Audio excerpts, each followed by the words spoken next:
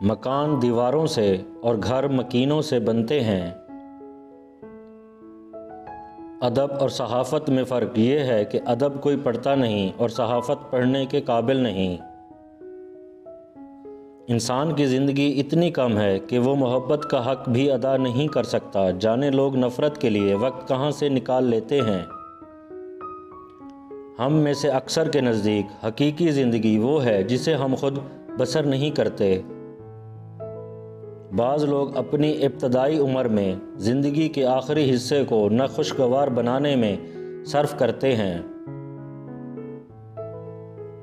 میں دوست اچھی شکل و صورت کے، واقف اچھے کردار کے اور دشمن بہترین دماغ کے منتخب کرتا ہوں۔ دوست کی ناکامی پر مغموم ہونا اتنا دشوار نہیں جتنا اس کی کامیابی پر مسرور ہونا مشکل ہے۔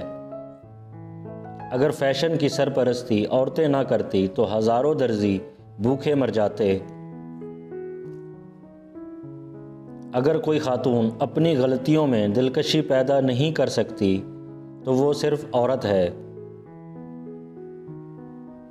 عورتوں کو سمجھو، ان سے لطف اٹھانے کی صورت یہ ہے کہ انہیں صرف دیکھو، سنو نہیں۔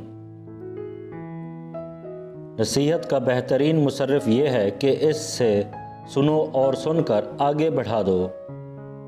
شادی کے خواہش مند نوجوانوں کو یا تو سب کچھ جاننا چاہیے یا کچھ بھی نہیں۔ غریب شخص امیر کا اتنا محتاج نہیں جتنا امیر شخص غریب کا، کیونکہ امیر کا کوئی کام غریب کے بغیر چل ہی نہیں سکتا۔